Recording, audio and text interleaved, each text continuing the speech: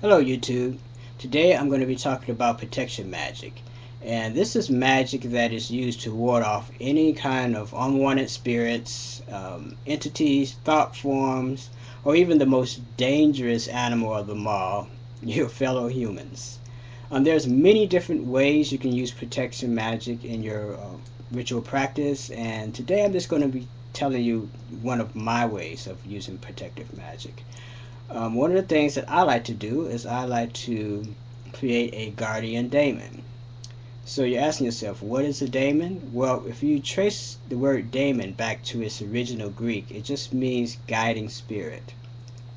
I don't see it as anything evil or anything that is somehow going to cause you harm or anything like that. I don't see it as a demon, not in the what should I say, not in the Christian sense of the word. When I first came across this idea, I remember I was watching something on YouTube, and some guy said that he had a guardian demon. I just thought, at first, my first reaction was, this is kind of silly, but then I thought about it, and it actually made sense. If you're going to have a guardian, if you're going to have someone protecting you, you want the ugliest, the fiercest, the strongest thing out there protecting you. So the sense of having a guardian demon, or as I like to say, a guardian daemon, makes a lot of sense. And you can use many things to aid yourself in this type of magic. So what do I like to use in creating my guardian daemon? Well, first off, what I like to do is create a thought form. Now, in creating a thought form, basically what you're doing is you're taking part of yourself and you're releasing it out into the atmosphere of the universe. And that is relatively easy if you know what you're doing. So how do you do this? You can do it by thought alone. You can do it by meditation. You can imagine part of yourself leaving your body and being outside of yourself as a protective agent. It could look like you, it could look like something else. It all depends on how you want to use this. Now that's just one way you can use protection magic.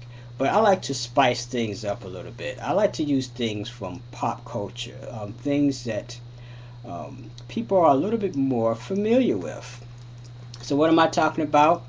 Well, there's an old saying in magical lore that if you want to use something to ward any kind of negative influence or anything that's trying to hurt you away, what they used to do in the old days, they used to build gargoyles, or people who had a lot of land, they would put scarecrows up, to scare away the crows and to scare away any type of malicious forces out there that would ruin their crops or whatever. And I think that's a pretty good idea. But I like to use other things from pop culture. This thing right here, those of you who are familiar with the Spawn series knows that this is one of the demons from the Spawn series. And it's really ugly. It has big fingernails, sharp fingernails, teeth. It has these feet with claws on it, and it is something that I would not want to mess with. So why would I create a thought form, or why would I put part of myself into something like this? Because it scares the crap out of people.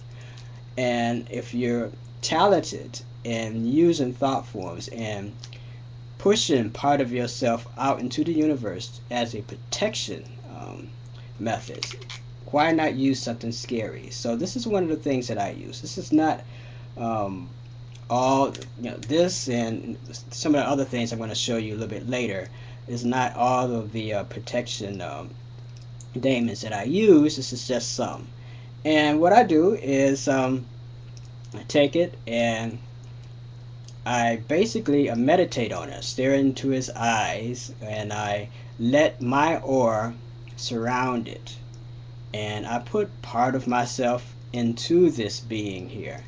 And one of the things you can do as when you do this, you can sleep with it um, next to your bed, or you can place it on your altar. You can anoint it with oil. You can do a full moon ritual as a dedication of this being or another being as being a protector of you. And as I said before, using some people like to use angels, which is great. Angels, they're not necessarily Christian. If you trace the origin of angels, you will find that an angel like Michael has a lot of pre-Christian stories and mythologies that goes further back than Christianity. So, if that's your thing, if you like things that are not so scary looking, that's use that. I prefer to use things that are particularly scary looking. Maybe that's why I'm a dark pagan. Another thing that I like to use is everyone's seen the movie The Alien. I like the movie. Most people like the movie, and the person Geiger who created the alien figure, he was an occultist too. So I also like to use the alien as a protective device used in magic. Now, what do you do when you charge these things up? And when you put part of yourself into them, what do you do with them? Well, you can take them and you can place them outside of your window, or not outside of. Well, you can place them outside your window too. You can place them by your window. You can set these statues or dolls or whatever that you want to use. You can set them at the four corners of your house.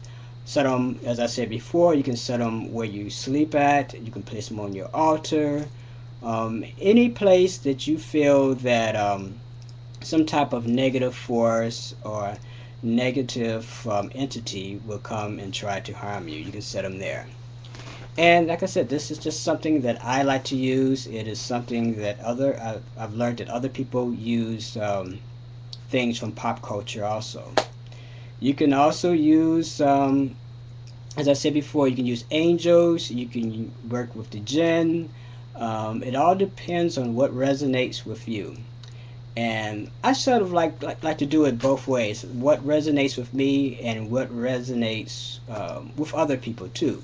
Because if you look at just a figure of protection that, say if someone was breaking into your house, or if there was some type of force that was working against you, they would automatically know that that image is something used as a protection for you, rather than using something that is a little bit more abstract.